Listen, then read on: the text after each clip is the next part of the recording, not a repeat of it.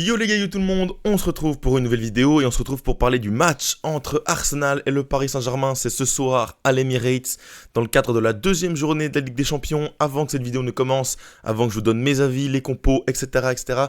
N'hésitez pas à vous abonner, bien sûr ça soutient la chaîne, à liker et à activer la cloche des notifications, à partager également mon contenu aux gens qui vous entourent, ça m'aide énormément, donc je vous en remercie.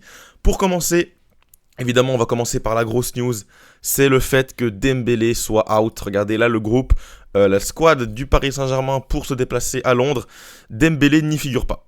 Voilà, donc les joueurs sont ici. On a bien évidemment Barcola, on a Skriniar bien sûr, on vomit, mais on n'a pas de Dembélé. On a par contre le retour de Asensio, on a Doué, Vitinha sont bien présents, eux aussi.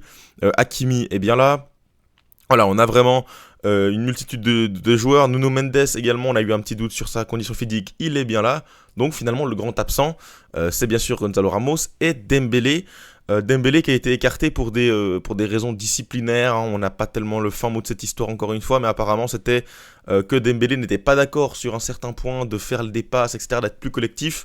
Et puis voilà, Luis Enrique a pris une décision forte avec ce joueur qui actuellement ne bossait pas vraiment pour les besoins de l'équipe, mais plutôt pour ses besoins statistiques à lui. Donc voilà, écoute, peut-être que vous trouvez peut-être la sanction un peu exagérée. Moi, je trouve que c'est quand même une bonne chose pour remettre un peu l'église au milieu du village dans ce groupe. Après, on verra. Hein. Forcément, on n'est pas non plus sur un match à la vie et à la mort pour le Paris Saint-Germain. Ils peuvent se permettre de perdre. Ils ont déjà 3 points. C'est un déplacement très compliqué dans l'une des meilleures équipes du monde, dans un des meilleurs stades du monde. Donc forcément, ça va être compliqué pour eux, en plus sans Dembélé. Mais bon, on peut dire quand même sur ce match que Arsenal arrive quand même en extrême grande forme. Enfin, ils sont vraiment en forme en championnat. Comme je vous le montre ici par rapport au calendrier, ils sortent d'une victoire 4-2 contre Leicester qui a été vraiment convaincante, où ils surdominent. Ils ont gagné à Bolton, ça c'est un peu anecdotique, c'était en League Cup. Ils ont fait 2-2 dans un des matchs les plus compliqués au monde à l'Etihad. Ils ont fait 2-2 à 10 contre 11 pendant la moitié du match. Ils ont fait 0-0 à l'Atalanta. Ils ont gagné dans le North London Derby sans Rice et sans Ødegaard. Ils ont gagné à l'extérieur contre Aston Villa. On est vraiment sur une équipe très très solide qui arrive à être compétitif dans absolument tous les aspects du jeu, sur coup de pied arrêté, sur transition, en bloc haut face à un bloc bas. On est vraiment face à une équipe extrêmement développée qui peut vraiment attaquer à plusieurs niveaux. Et ça, c'est vraiment la grande force d'Arsenal. Également, se reposer sur les coups de pied arrêtés, c'est vraiment le cheat code de la part de Arsenal. Pour le Paris Saint-Germain, bon, le bilan n'est pas non plus désastreux, on est vraiment sur un bon bilan.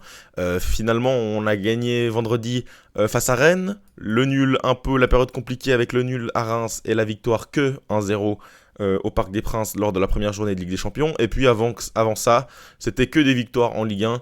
Donc voilà, on est quand même sur que des victoires. Le PSG n'a pas encore perdu en match officiel. Est-ce que ça sera la première défaite du Paris Saint-Germain? On va se poser la question juste maintenant. Pour les compositions, et moi c'est la composition du Paris Saint-Germain qui m'intéresse particulièrement, parce que celle d'Arsenal, on la connaît plus ou moins. Ça sera sûrement Gabriel Jesus en pointe ou Havertz, Saka, Martinelli.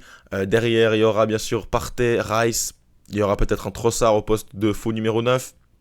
Numéro 10, derrière, ça sera bien sûr Calafiori, Timber ou Ben White. Et en défense centrale, bien sûr, le duo de choc Gabriel Saliba et Raya au cage. En tout cas, pour le Paris Saint-Germain, c'est là où c'est intéressant. C'est le retour de Donnarumma.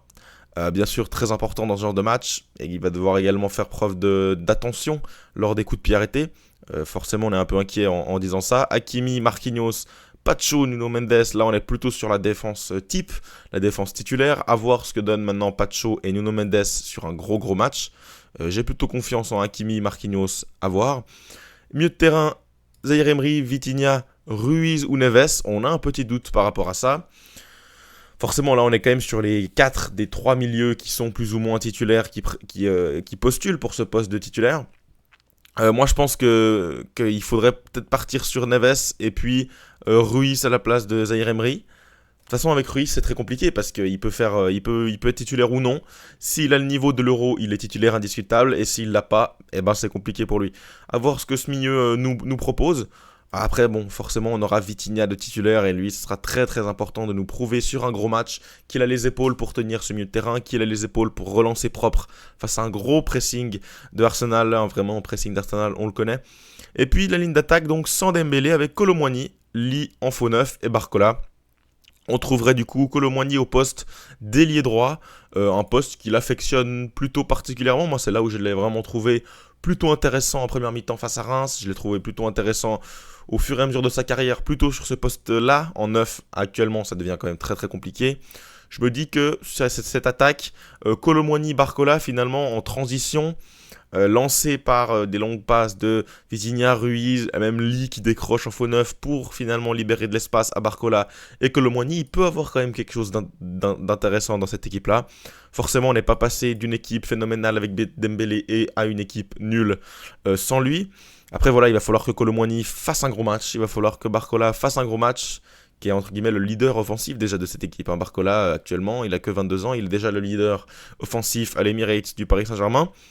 Lee, qui a bien débuté, qui a fait un bon début de saison, lui aussi va devoir confirmer, parce que la Ligue 1, on sait que c'est bien beau, mais là tu vas quand même être dans le grand bain, au poste de faux numéro 9, face à Saliba et Gabriel, face à Partey juste devant toi, ça va être très très compliqué pour lui, et j'espère qu'il va vraiment s'en sortir, parce que voilà, pour l'instant, ce qu'il montre avec le ballon, même sans ballon, j'ai trouvé très intéressant dans la protection, dans le jeu de corps, je l'ai vraiment trouvé pertinent dans les derniers matchs, donc voilà, c'est normal qu'il ait sa chance.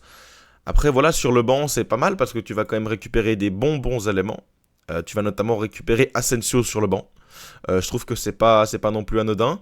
Tu vas quand même récupérer un Désiré Doué sur le banc. Voilà, tu peux avoir des sorties de joueurs intéressants. Bon, forcément, on n'a pas non plus le banc d'Arsenal à côté de ça, parce que là, on va vite tomber sur des Skriniar, sur des Zagué qui n'ont entre guillemets rien à être là. Elanash, Mbaye, on sait pas non plus ce qu'ils font ici, donc c'est assez compliqué sur le banc. Mais finalement, avec un Doué Asensio, on a soit Zaïre Emery, soit João Neves, soit Fabien Ruiz sur le banc. On peut faire quand même 3 entrées de qualité, on va dire. De qualité. Donc par rapport à ça aussi, avec les retours de certains joueurs, c'est quand même plus agréable pour le Paris Saint-Germain d'envisager ce match. Avec voilà ces retours, notamment d'Asensio, Doué, Vitinha, Donnarumma. Pour bien sûr ce qu'il en est du match et de l'importance. Forcément, moi je vais le redire encore une fois, c'est pas un match à la vie et la mort pour le Paris Saint-Germain, c'est un match de groupe, il y en a encore 8 juste derrière, le PSG est déjà à 3 points en une journée. Franchement, même s'ils sont à 3 points en 2 journées, ça sera finalement comme le Barça ou comme plein d'autres équipes, comme Milan. On n'est pas du tout terminé. Franchement, et c'est aussi ce qu'a dit Luis Enrique, qu'il faut relativiser ce match, il faut relativiser cette rencontre, même si voilà, dans l'état, c'est quand même le match test pour le PSG, c'est quand même la plus grosse adversité que tu vas jouer. Finalement, le plus gros match que tu avais fait, c'était à l'extérieur face à Lille pour l'instant. C'est quand même un autre standing, on va le dire. Et puis voilà, moi, c'est pour ça que je vais plutôt partir en pronostic du côté du match nul. Voilà, je vois un match plutôt serré. Pourquoi pas une ouverture du score du Paris Saint-Germain et derrière une égalisation sur coup de pied arrêté. Je vois un PSG qui va nous surprendre. Je l'espère, en tout cas, j'espère pour mes Parisiens. Mais voilà, je pense que le PSG a les armes quand même pour surprendre avec un milieu de terrain quand même qui a une grosse qualité technique, qui peut garder des ballons, qui peut faire mal en transition, qui peut avec sa qualité technique lancer des joueurs très rapides comme Barcola ou Kolo Muani en profondeur. Après forcément en face t'as des très très bons joueurs, il va falloir être très très solide défensivement, il va falloir que Donnarumma fasse un gros match, il va falloir que Marquinhos soit un patron. Pacho également nous montre de très belles choses, les deux latéraux ils vont avoir un rôle très très important, notamment en l'absence de Dembélé, pour Hakimi, il va devoir vraiment assumer en attaque et en défense, ça va être important. Après aussi, je suis également content par rapport à l'organisation défensive de cette équipe, avec cette composition un peu moins de stars, juste on enlève Dembélé en gros. Voilà, Kolo Muani va devoir faire des efforts, Barcola va devoir faire les efforts, Lee Kang-in faire les efforts. Finalement, on aura un bloc qui sera plutôt compact, qui pourra exploser en contre. À voir maintenant comment ce match se déroule, quelle équipe véritablement prend l'ascendant par rapport à l'autre. Ça va m'intéresser bien sûr dans les premières minutes du match, savoir qu'est-ce qui se dessine pour cette rencontre. On sait que Arsenal est une équipe qui peut se satisfaire de ne pas avoir la possession. Le Paris Saint-Germain, pour l'instant, ça n'est jamais arrivé cette saison, ils ont toujours eu plus ou moins la possession. Donc voilà, ça va être intéressant dans un cadre hostile à l'extérieur devant plus de 60 000 spectateurs de voir qu'est-ce que cette équipe a dans le ventre. On va bien le voir, on va bien voir les choix de Luis Enrique également qui va être attendu au tournant. Même si pour moi il a eu raison de faire ce coup de gueule, cette sanction. Forcément c'est pas le cas de tout le monde, pas tout le monde est d'accord avec lui. Donc lui aussi a des choses à prouver sur ce match. Est-ce qu'il joue gros ? Non.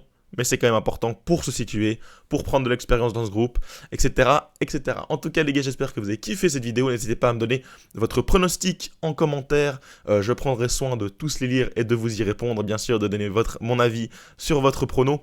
On se retrouve très très vite pour de nouvelles vidéos. Le débrief ce soir aux alentours de 23h30, minuit.